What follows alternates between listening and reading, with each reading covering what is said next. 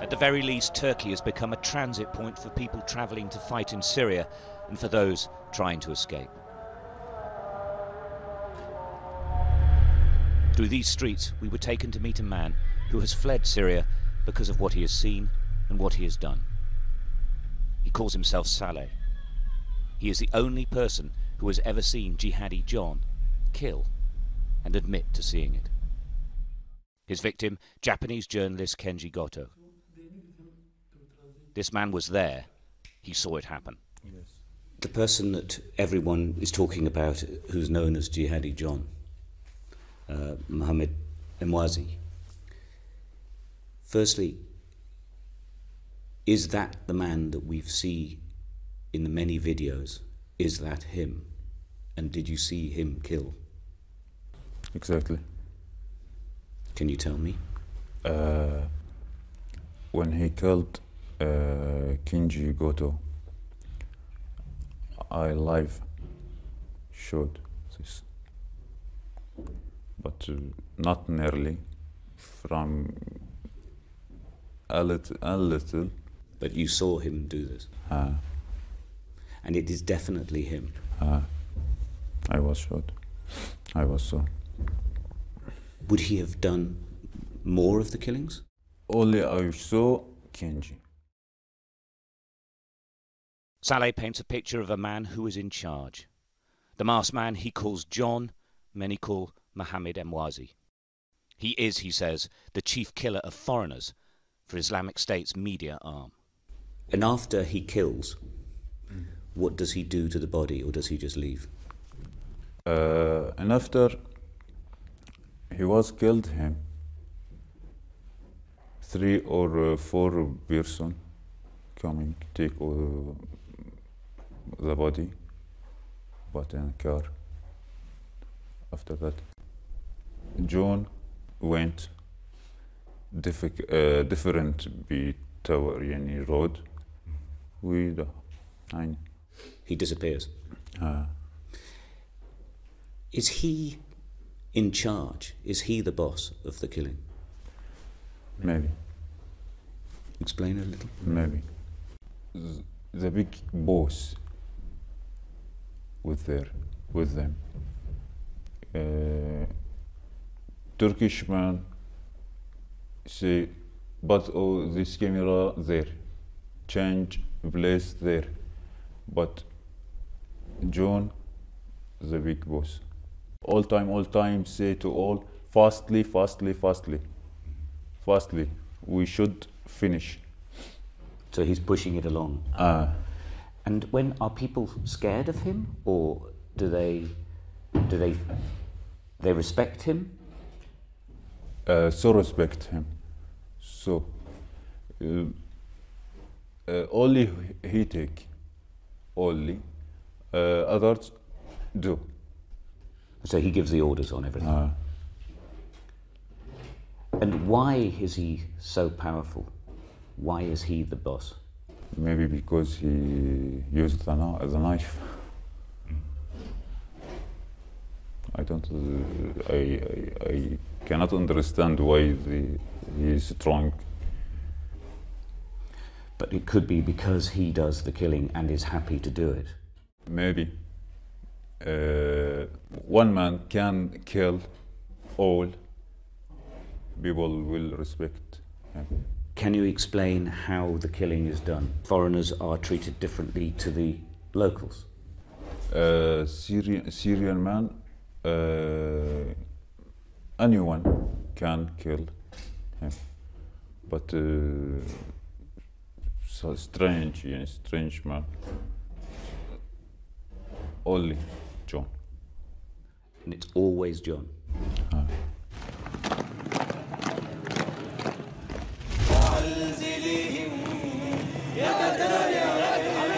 Islamic State's ability to manipulate social media to promote jihad with professionally produced films is well documented. Although you are more than 8,500 kilometers away from the Islamic State, but it's the treatment and graphic murder of their hostages that's most shocking. Why are they always so calm? Saleh is nominally a translator, but he was used to do a different job. He was employed by a Turkish man to convince the hostages they were safe. Every single one of the murdered was subjected to mock executions many, many times, until it became normal. And then they met John. He was say to me, say to them, no problem. We only video. We don't kill you. We want from your government stop attack Syria. We don't have any problem with you. We are all, you are only our guests. So this, they don't worry. Yani, always I say to them, don't worry, doesn't matter, nothing dangerous for you.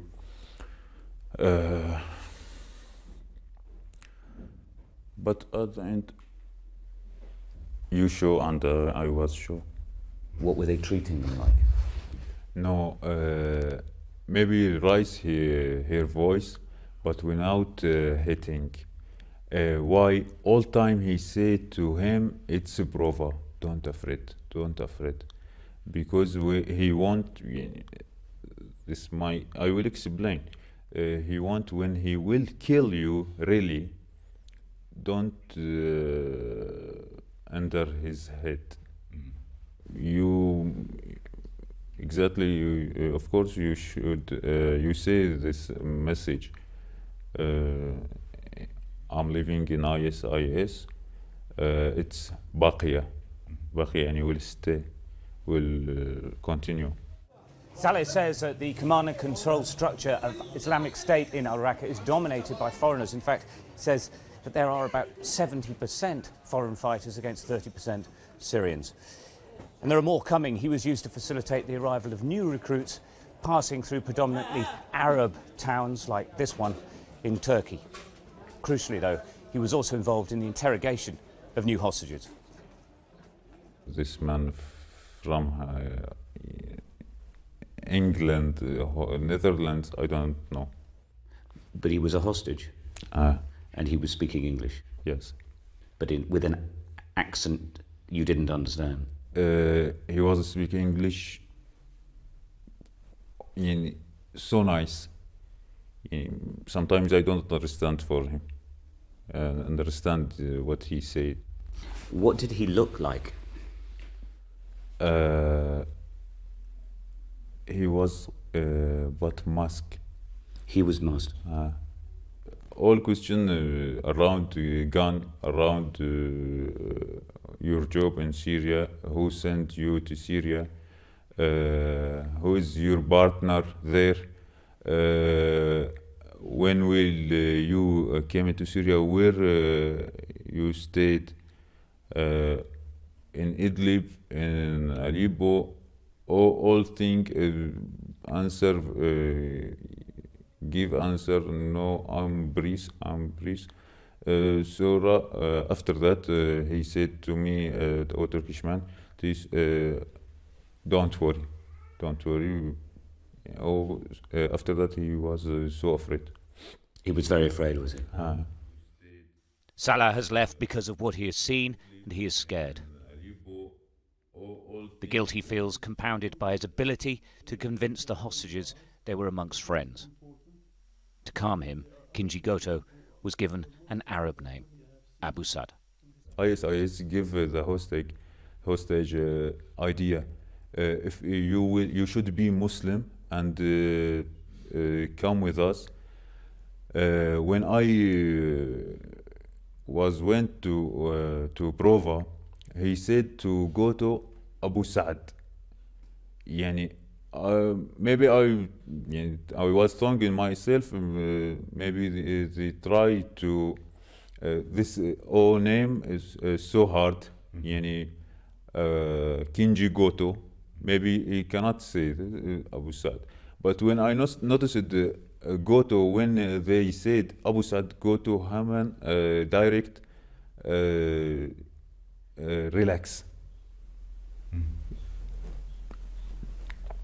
So you think he thought he was going to be one of them? And he don't lose his life.